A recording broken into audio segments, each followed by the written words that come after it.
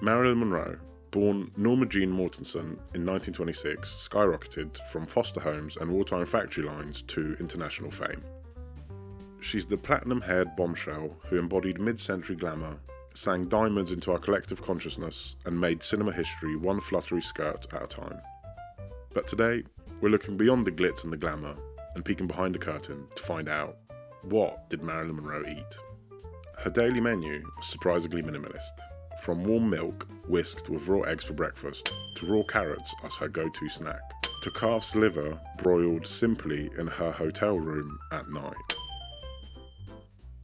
So put aside the popcorn, grab your carrot sticks, because today we're eating like Marilyn Monroe.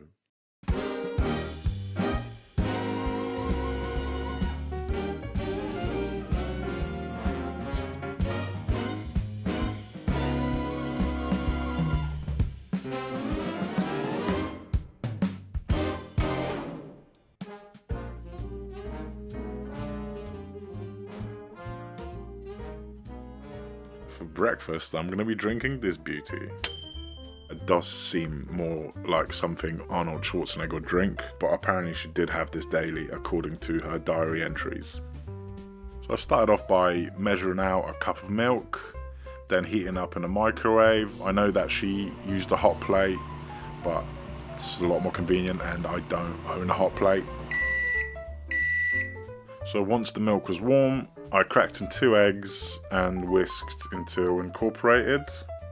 And once the whole thing looks a bit like vomit, I transferred the whole lot into the fanciest glass I own. So, vitamin down the hatch, and for a first taste of this concoction, it tastes pretty much like warm milk, but slightly thicker.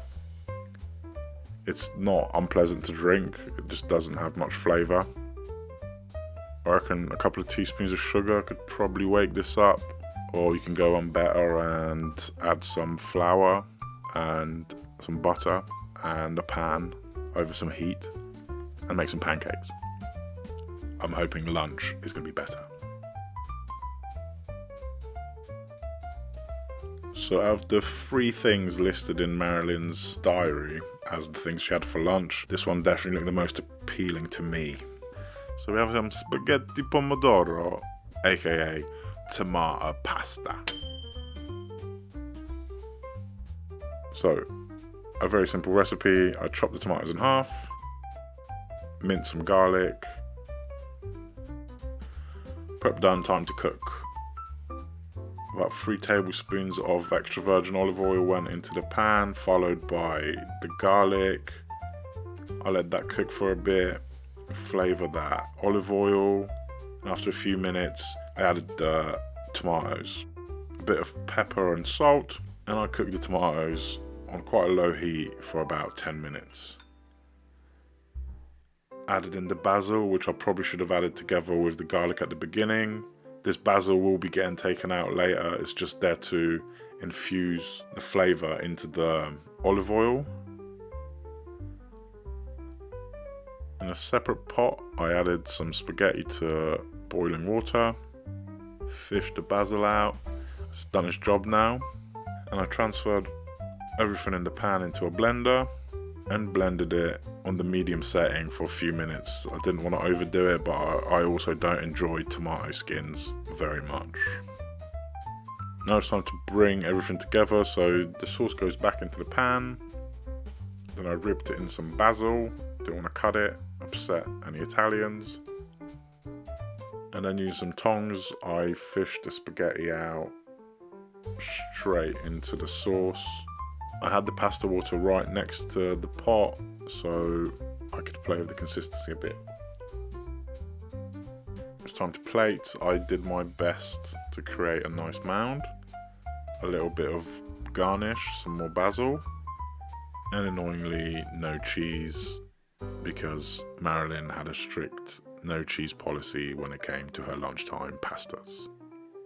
I was honestly surprised at how creamy it turned out, considering there was no butter or cream, just some blended tomatoes and extra virgin olive oil. The sauce came out silky and yet very light, still felt very indulgent. I really enjoyed the simplicity. I think I still would have preferred a little parmesan on top. And now let's move on to dinner, and I've got a bad feeling about this.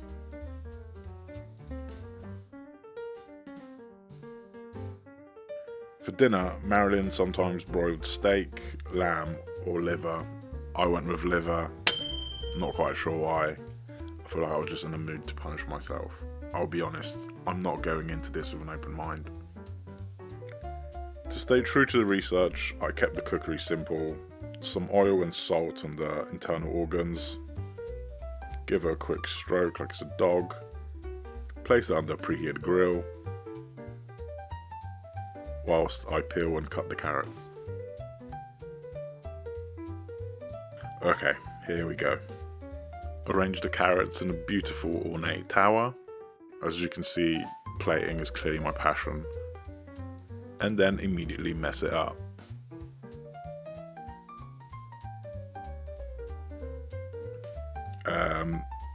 Yeah, the flavour's strong, very irony, but really it's the texture that gets me.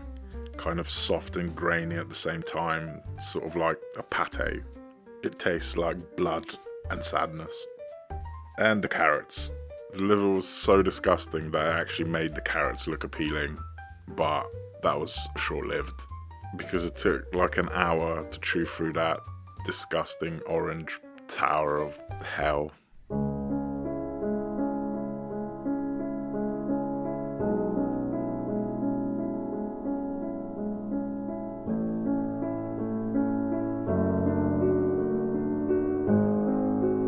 I get that this was probably a quick, no-fuss, protein-heavy dinner for her, but that, to put it lightly, was the worst f***ing thing I've ever eaten. Maybe if I cooked this in some butter with onions, it would elevate it slightly, but I still think it's not my cup of tea. Right, let's wrap this up. Overall, it was a pretty shocking day. Marilyn, you may have been a wonderful actress, but your food choices suck.